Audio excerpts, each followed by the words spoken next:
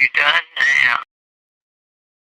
It's that season. It's Halloween season. We all know what that means. It is time for the end of the Halloween trilogy that started back in 2018. Jamie Lee Curtis back as Laurie Strode. And this morning I have Andi Matichak, who is joining me. She's one of the stars of the film of all the trilogies. We're talking about Halloween Ends. We're talking about the horror genre. We're talking about her favorite Halloween movies. It's an all horror and Halloween themed edition of the collection. Let's not waste any time. Here's Andi Matichak.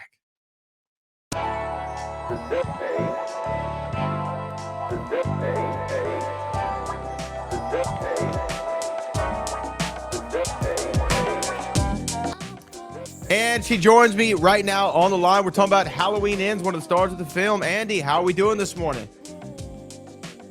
Hi, I'm doing well. How are yourself?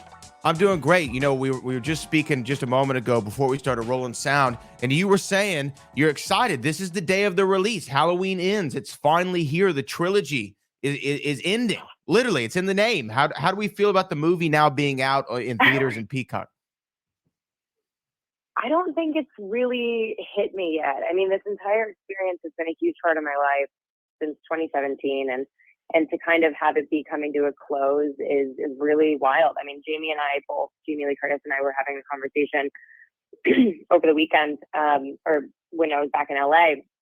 What day is it? I don't know what day it is. This has been such a crazy release these couple of days with the press junket and the premiere and all the mayhem. But we were talking about how it's just kind of like hitting us in waves, and it hasn't necessarily sunk in what we've done in this whole experience, and the fact that now it's going to be out in the world is it's really, I mean, I don't really have the words to describe it, right? We're just excited that we finally get to get it into people's brains and eyeballs, because it's a doozy and it's a blast of a movie. Now, you're lucky if you get to be in a movie and a movie gets to be successful. You're lucky if it gets a sequel. And then if you can get a trilogy, you're one of the select few.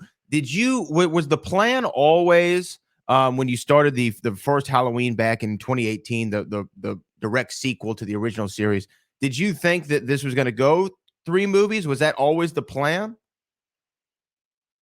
No, it was something that I know there was a potential for 3 all along. But it was not at all set in stone. And it was really going to be 2018, and then we're going to just see what happens and see how it goes. And after 2018 came out, I mean, it was a huge, huge success and record-breaking success, especially for Jamie Lee. And there was actually like a decent amount of radio silence for a little bit on what we were doing. And then all of a sudden they came back and they're like, we're not just doing 1, we're doing 2 more. And I mean, I was just so excited that I got to come back and create with these people again. Now, for you, so let me say for me, I'm not a huge horror film person, but for some reason I can watch the Halloween movies. But I really can't get into the Freddy. I don't like people coming to my nightmares. That freaks me out too much.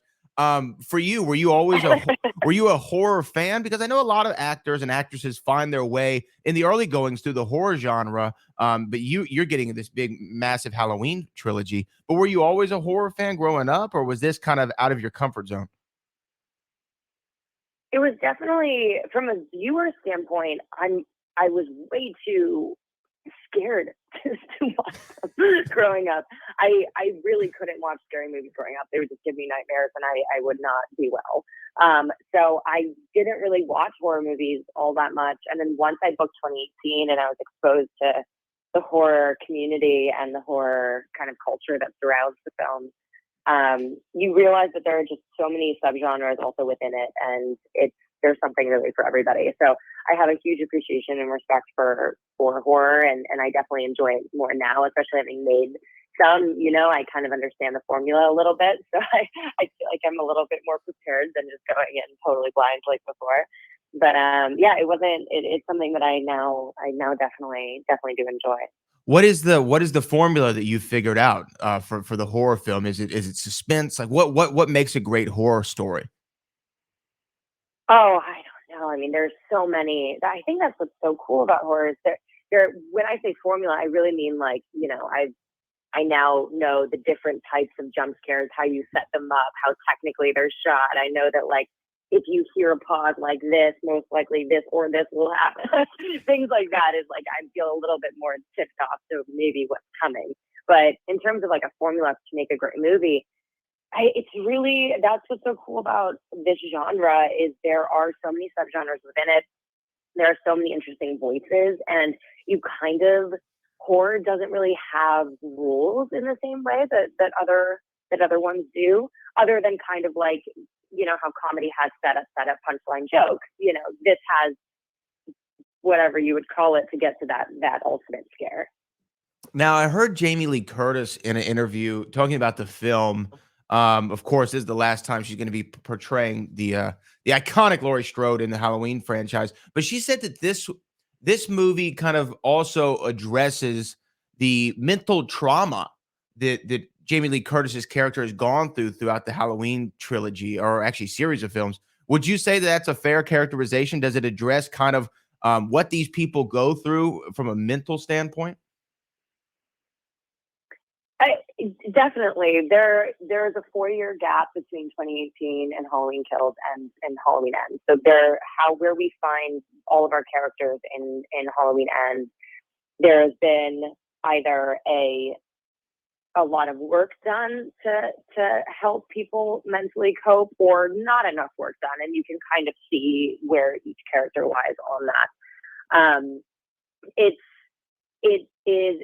David has really created a space in this film to explore that and have those quiet moments. You can kind of see people's reactions. I mean, Allyson, for example, is a character who, you know, she's looked at by the town as kind of this heroic, stoic survivor, and underneath all that pain and all that trauma, all that thing, it's all still there, and it's like right under the surface. And David has allowed for space to kind of, when she's presented with new events and new relationships, you can kind of start to see the cracks in that facade and like see what's actually under the surface in a real way.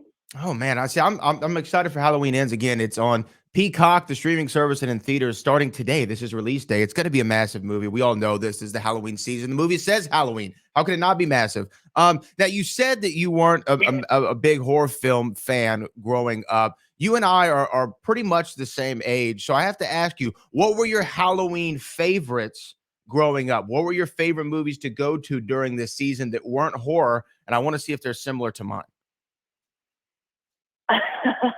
Well, Hocus Pocus for sure. Obviously. Number one, obviously. I mean, also Halloween Town. Yes. I don't know. That one to me is like, I still love Halloween Town. I wonder if it holds up. I need to go back and watch it. It 1000% holds up. Let me just tell you, it 1000%. Oh, absolutely. Absolutely. We watched it. My wife and I watched it not too long ago. Holds up. That's awesome. Yeah, Halloween Town. You know, the reason why I kind of had to stop watching scary movies as a kid is because I think it was a Disney Channel original movie. It was called like Don't Look Under the Bed. Do you remember this? Yes, I do. Yes, I do. Wow. Yeah, that is what made me like, nope, done with that.